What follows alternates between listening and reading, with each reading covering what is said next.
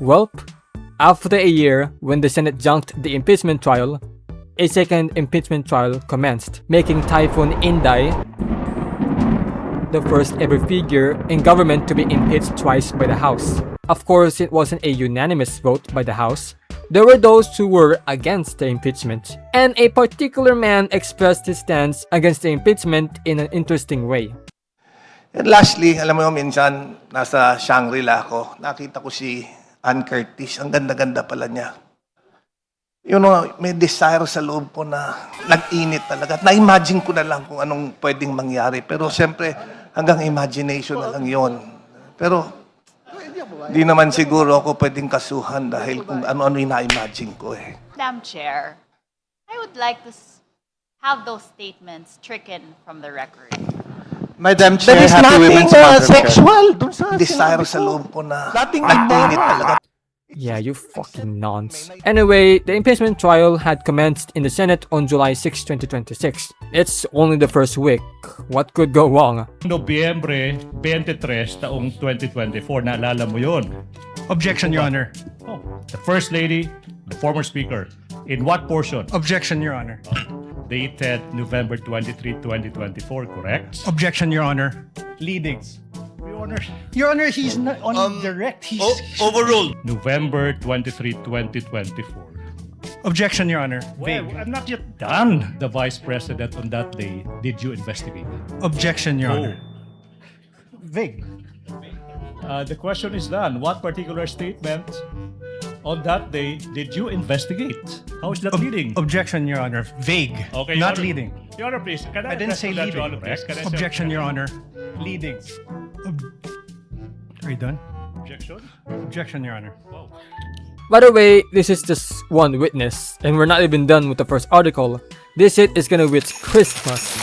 If you haven't been updated on the situation, the Vice President of the Philippines, Sara Duterte, has received 4 impeachment complaints, and 2 of them are currently under investigation.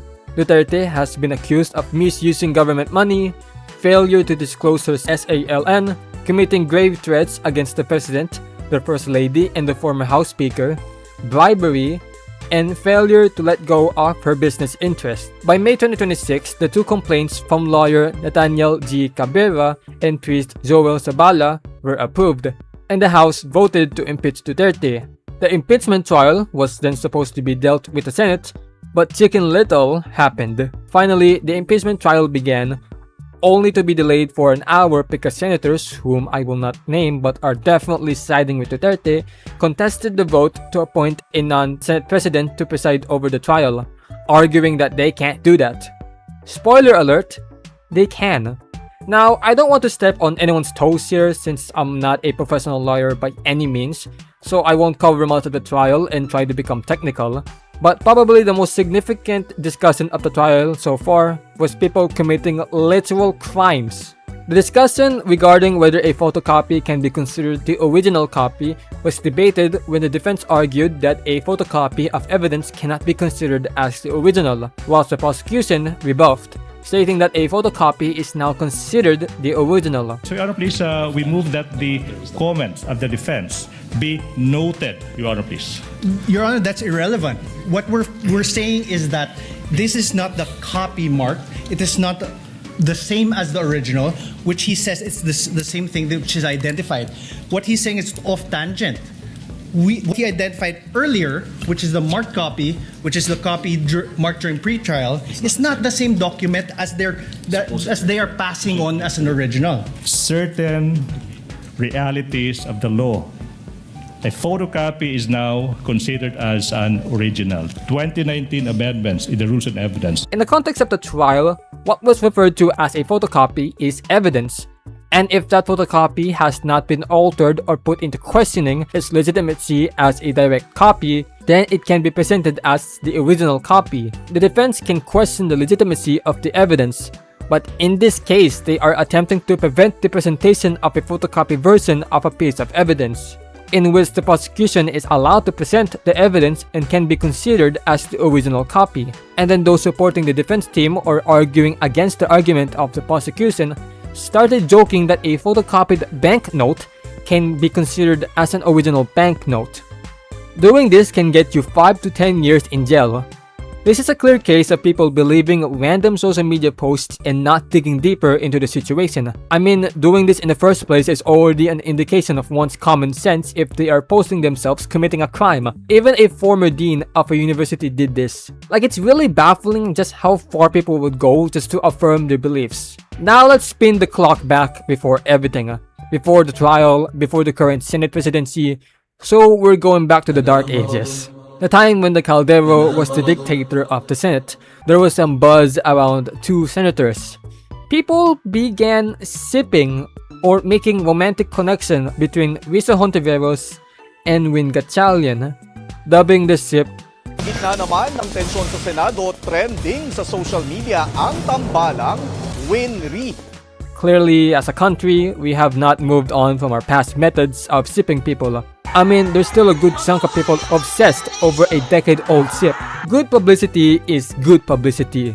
It's probably the best form of publicity the two senators had gotten at that point. So they did play into it a bit, but to an extent where it was respectful and not tasteless. Then again, it's sipping politicians. One of them already being married.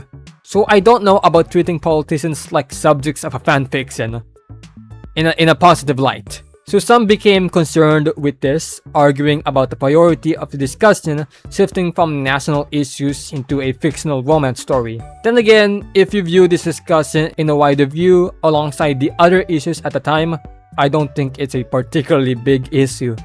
I think a bigger issue is Chicken Little growing a beard. This is clearly an effect of online bullying and harassment. The chin jokes got to him, and he's trying to hide it. We're currently seeing a senator turned into an online seller and being insecure about his fucking chin. And also, like, his role in the trial just so happens to be both jury, judge, and defense. It's not surprising that he would try to help the defense team by wasting time and giving stupid speeches, but you know, the standard for senators has gotten really bad that I'm glad that Alan is requesting to speak and not Robin fucking Padilla. It's very clear that Padilla is very much a figure in favor of Sara Duterte. Or with how much he helps, it looks like he's trying to help make them look worse. Hindi naman po ako nagtapos sa UP, hindi rin po ako nagtapos sa Ateneo, nagtapos po ako ng criminology at UP rin sa University of Prison. Like, what do you mean you're using the time of an ongoing trial to explain how you took criminology in UP, the University of Prison? Every time Padilla's name is mentioned in the trial, I pray to God that he's not trying to fucking say something. 9 times out of 10, he's gonna say something stupid. And why are we even wasting time on the trial to talk about other things that are not even related to the trial? Like, yeah, Alan is being probed for corruption, but that has nothing to do with the impeachment. Why are we doing this? The same reason why it took a week just to look into a single witness. Some senators are trying to waste time so that the presentation of evidence is delayed and to create buzz to bury that said evidence. The whole point of the impeachment trial is not impeach Duterte. The Senate obviously does not have the numbers for that. The impeachment trial is meant to deliver or present evidence and arguments that Duterte is a corrupt figure in the government and deserves to be treated fairly for crimes that would punish normal people. Those supportive of the vice president know this and are trying to do anything to delay this trial until the public looks away into something else.